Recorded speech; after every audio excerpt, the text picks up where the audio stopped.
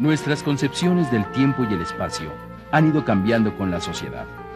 Durante nuestra evolución, compartimos con el resto de los seres vivos del planeta el paso del tiempo, marcado por la rotación y la traslación de la Tierra. Los ciclos del día y la noche y sus variantes estacionales fueron las manecillas de nuestros relojes, y aprendimos a leerlos con gran sabiduría, pues de ello dependía en gran medida el éxito de nuestra aventura civilizatoria, cuando no, la sobrevivencia misma de la especie. Coexistiendo con ese tiempo perpetuo, el espacio de la vida humana era el de su acción. Las nociones del espacio geográfico eran dominadas por su percepción, y aunque no conocíamos los límites del mundo, tampoco nos hacía falta más. El espacio era una extensión indefinida más allá del territorio de la vida, y aunque parecía infinito, era al mismo tiempo inalcanzable y limitado por las necesidades de la diaria existencia.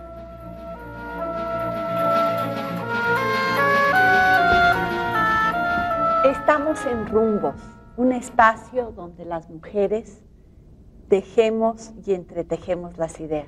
Hola, Rosaura. Hola, Julieta, ¿qué tal? Nuestras invitadas de hoy son la maestra Aurora Loyo. Ella es especialista en Sociología de la Educación, trabaja en el Instituto de Investigaciones Sociales de la UNAM.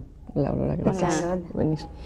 Y nuestra otra invitada es la doctora María Esther Brandan. Ella es doctora en Física, trabaja en el Instituto de Física de la UNAM y ella tiene una orientación también en Física Médica, ha organizado un posgrado en esta área, también en la UNAM. Pues estábamos viendo en la cápsula que el tema de hoy es el tiempo y el espacio. Son temas muy complejos, abstractos. Definir el tiempo es algo complicado, pero desde la física, ¿cómo lo definirías, María Esther? Bueno, la mejor definición que conozco es que el tiempo es aquello que miden los relojes.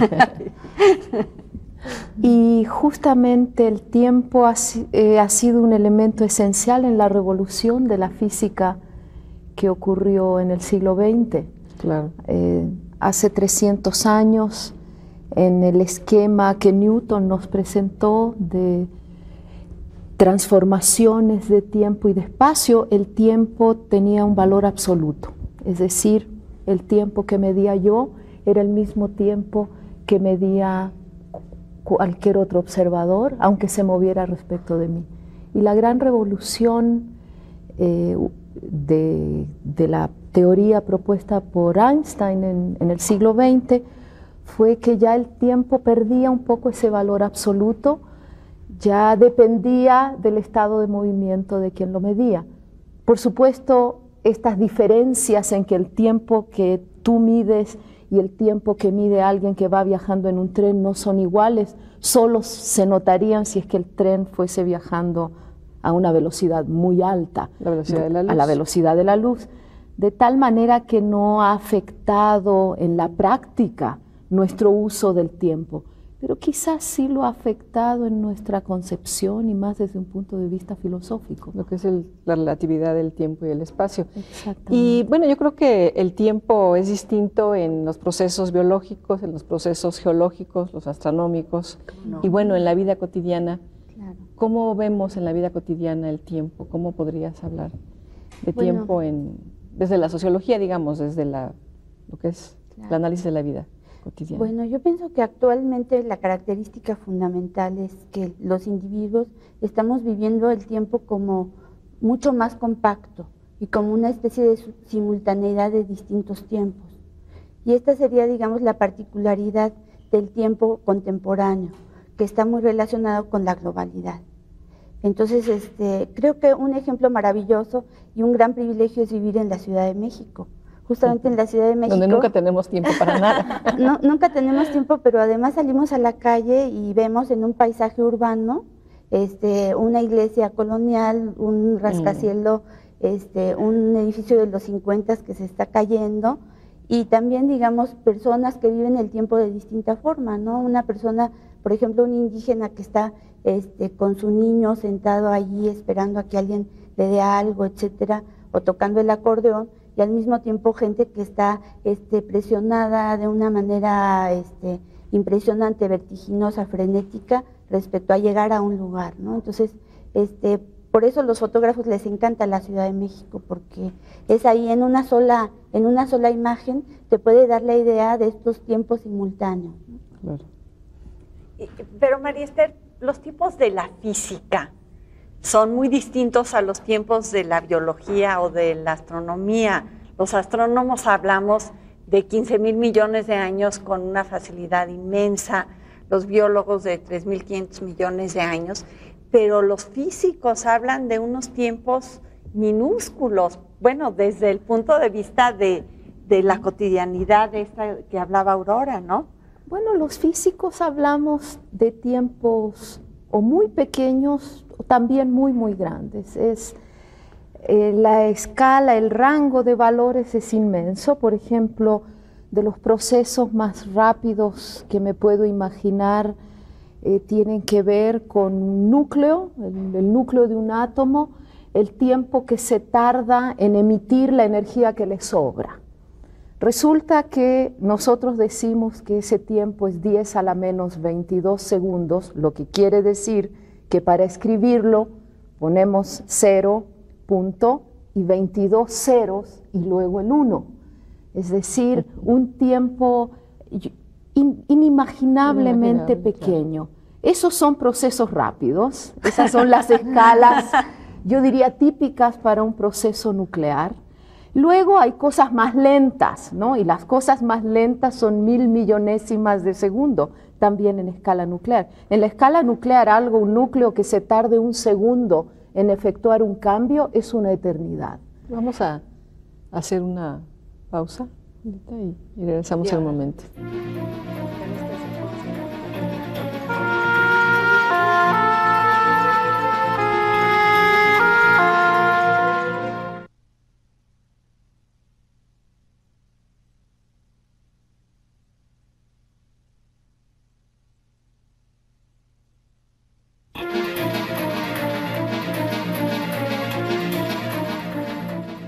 Nuestra larga contemplación del tiempo nos permitió encontrar sus ciclos y finalmente medirlos y preverlos. Así, empezamos a encontrar las maneras de fraccionar el tiempo y de medirlo regularmente hasta lograr su representación mecánica. Paralelamente, el espacio se fue precisando, circunscribiendo territorios enormes pero abarcables por nuestro conocimiento, hasta poderse integrar una idea científica del cosmos. Nuestra noción planetaria se fue estableciendo y logramos con nuestra tecnología conquistar los mares e integrar con nuestra actividad al planeta Tierra.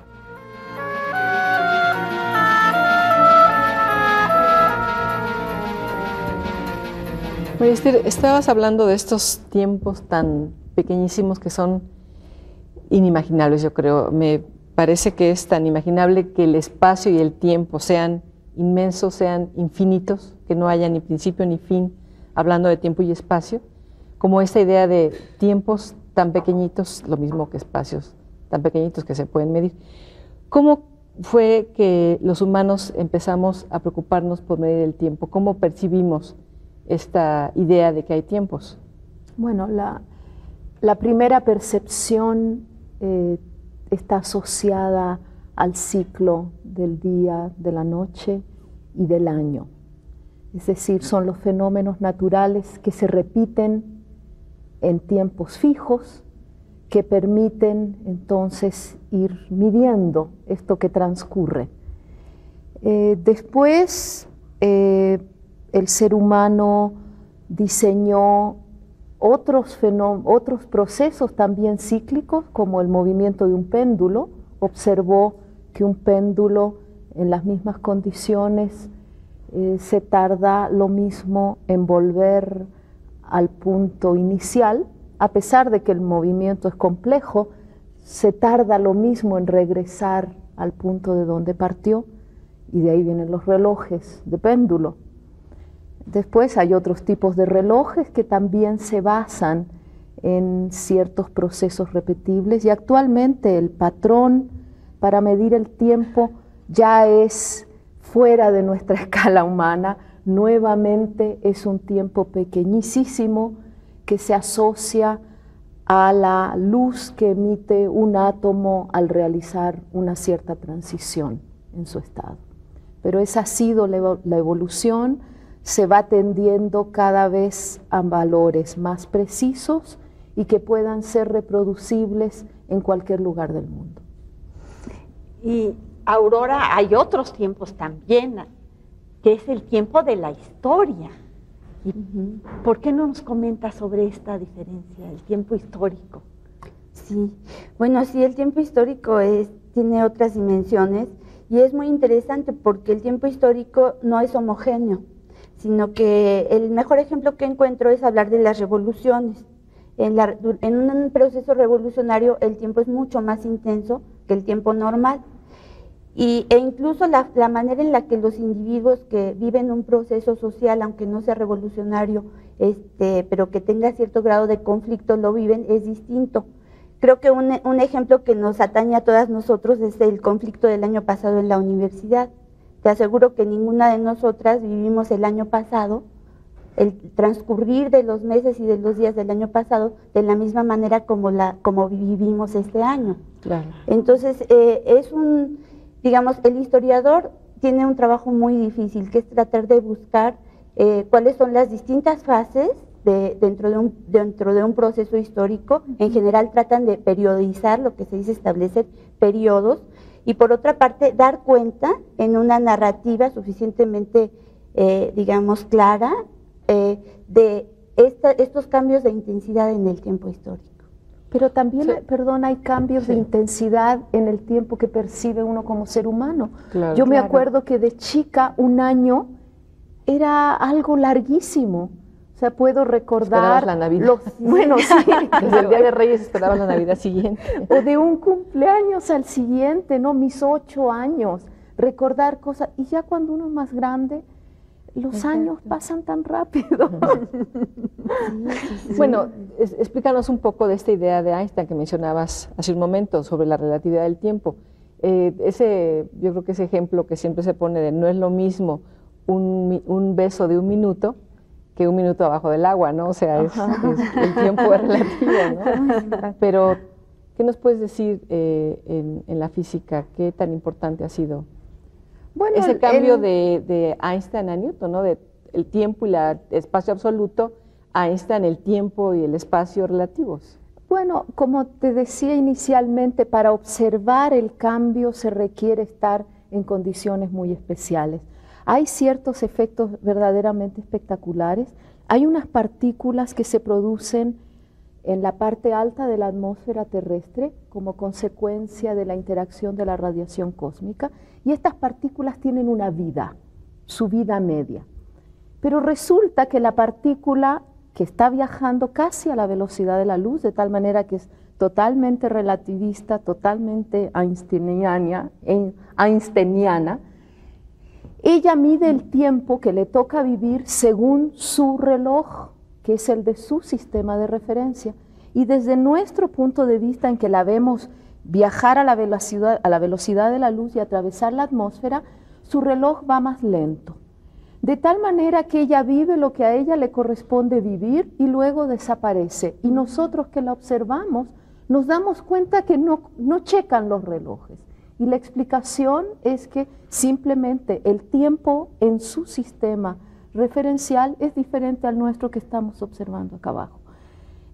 Esa es la relatividad del tiempo en un ejemplo concreto que yo creo que ha tenido un impacto social. Quizás los nuevos conceptos de la teoría de la relatividad, a pesar de que el público no la puede entender, se cuentan historias de que pues en los años que serían 50 probablemente en Estados Unidos, Einstein hacía giras dando conferencias y cobraba.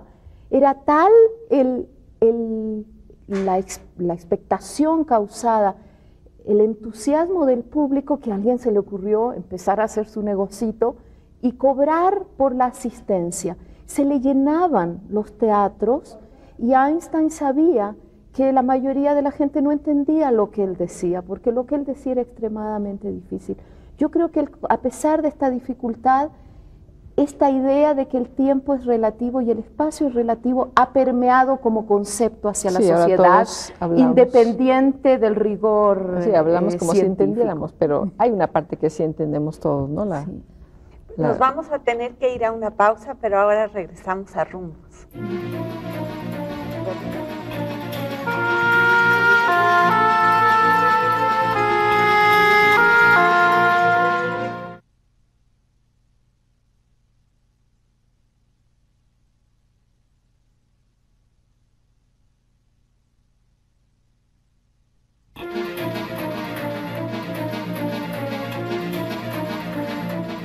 Con la revolución industrial y el uso indiscriminado de maquinaria, el tiempo se relacionó con el capital. Y la máxima, tiempo es dinero, comenzó a ser la guía de nuestra sociedad. Mientras la ciencia fue capaz de comprender cada vez mejor las relaciones del tiempo y el espacio, y descubrió cómo eran relativos a la energía, en nuestra vida social todo se fue haciendo relativo a un tiempo organizado en horarios precisos y obligatorios. En compensación, las nuevas tecnologías ofrecen un nuevo espacio robotizado de relación entre los hombres. Un ágora electrónico donde conversar y enamorarse. Un espacio público sintético y cibernético totalmente comercializado, donde sus pulsiones han sido incorporadas al sistema y tienen sentido corporativo. En ese espacio cibernético, donde hoy tenemos que vivir, terminaremos por ser solamente los servidores del tiempo.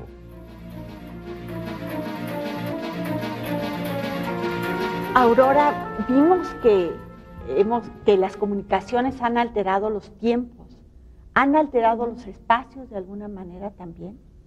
Sí, definitivamente. Justamente aquí en esta cápsula me parece que está muy bien hecha porque nos permite captar cómo tiempo y espacio están completamente relacionados. Nosotros actualmente estamos viviendo un tiempo compacto y un espacio compacto por el desarrollo tan enorme de las comunicaciones.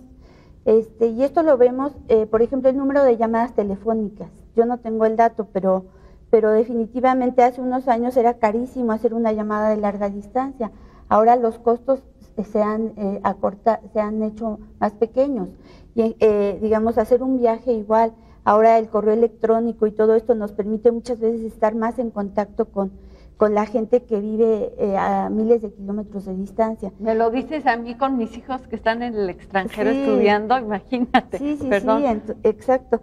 Entonces, a mí me parece que es aquí donde se ve esta cuestión de tiempo y espacio, aunque, digamos, también subsiste una forma, digamos, más tradicional de ver el espacio y que la vemos en el problema de la geopolítica. Digamos, finalmente, para nosotros, para la mayor parte de los seres humanos que no somos astrónomos, nuestro espacio es la Tierra, nada más. O sea, sabemos que existe la Luna, que existen los planetas, que existe la galaxia, pero, digamos, nuestro parámetro es básicamente la Tierra. Entonces, digamos, desarrollo enorme de las comunicaciones dentro de la Tierra es lo que hace que se haya intensificado de una manera increíble los intercambios, tanto económicos como amorosos, como de todo tipo, ¿no? Entonces, sí, efectivamente hay una relación tiempo-espacio muy importante, y en la geopolítica, digamos, lo que nosotros vemos es que hay digamos, también cambios que en este momento están dados a través de bloques y de una intensificación de las relaciones comerciales, que digamos es lo que comúnmente la gente asocia a globalización, aunque la globalización va mucho más allá de lo meramente económico. Aurora, entonces, las comunidades modernas, las comunidades contemporáneas, vivimos más rápido, aprovechamos más el tiempo que antes, los procesos sociales son más rápidos, porque esta posibilidad de comunicación, esta posibilidad de interacción, gracias a los avances tecnológicos, a la posibilidad de ir en avión a algún lado, de ir en viajes incluso como en el del Concorde, a velocidades como la del sonido, esto acelera la vida cotidiana humana, pero sobre todo los procesos sociales. ¿Crees que se aceleren por esta posibilidad de manejo del tiempo y el espacio con una mucha mayor velocidad? Sí, yo pienso que definitivamente se aceleran, pero el ser humano, digamos, tiene mucha dificultad, porque hay algunas cosas que se aceleran y hay otras cosas que se mantienen más o menos iguales, sobre todo la duración de la vida humana. Es decir, aunque la vida humana se ha ampliado por digamos, todos los cambios, el promedio de vida el promedio actual de es mucho vida, mayor, de todas ¿no? maneras tiene límites claros. Entonces, un problema es que esta cuestión de la intensificación va junto con lo que vimos en la cápsula, que es la fragmentación de la vida. Entonces, plantea problemas muy serios porque nosotros tenemos un tiempo para trabajar, un tiempo para ver a nuestros hijos, un tiempo para comer, etcétera, todo muy segmentado. Y de hecho lo que se ve los filósofos sobre todo han explorado mucho todos los problemas a los que da lugar una intensificación que en parte es aparente porque hay tiempos, digamos, emocionales, hay tiempos de la vida que se mantienen igual, es decir, nosotros nacemos, bueno, tú que eres bióloga lo sabes mejor que nadie, nacemos, crecemos, nos reproducimos y morimos. Entonces, digamos, esta intensificación del tiempo tiende a distorsionar y a hacer muy difícil que el individuo, digamos, cobre conciencia de estos tiempos biológicos, sociales, históricos distintos en los cuales se tiene que estar moviendo, ¿no? ¿Cuántos tiempos, no? Biológicos, históricos, astronómicos, geológicos, sí, geológicos y físicos. ¿Y cuál sería la relación en física, o sea, como para la física, cuál es la relación entre tiempo y espacio?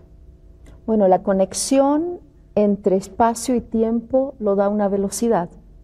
En física decimos que una velocidad es el espacio recorrido en una unidad de tiempo. Y bueno, la velocidad estrella en la física es la velocidad de la luz, que es una velocidad límite que no se puede superar, también herencia de la teoría de relatividad del siglo XX.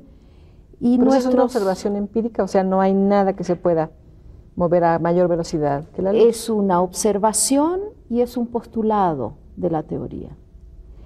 En cuanto al espacio, en física el espacio va también como el tiempo barriendo desde lo más pequeño, que sería pues ya lo que existe al interior del núcleo de un átomo. Si un átomo ya nos parece suficientemente pequeño, al poder, no sé, imaginarnos varios, que serán cientos de millones de átomos que quepan en 1 centímetro, el interior del átomo es todavía más pequeño que el átomo en sí, y ahí estamos en este momento en partículas elementales tratando de descubrir hasta el extremo de lo más grande, que son los extremos astronómicos. Pero para mí, por ejemplo, esta relación entre tiempo y espacio siempre me ha llamado la atención, cómo los astrónomos de manera tan sabia han encontrado que pueden medir el espacio en años luz. Y pareciera que es tan fácil poderle decir a alguien, mira, esa es la distancia que recorrería la luz en 1 año. Pero eso es una medida de distancia que se llama años, que lleva la luz, bellísimo, como relación. Ahorita como que está tan sabroso el programa, tenemos que concluirlo. Se nos ha acabado el tiempo, pero muchísimas gracias por estar con nosotros. Aurora, qué gusto tenerte aquí. María Esther, muchas gracias. Gracias. Gracias. Gracias. Gracias. Nos vemos. Nos vemos.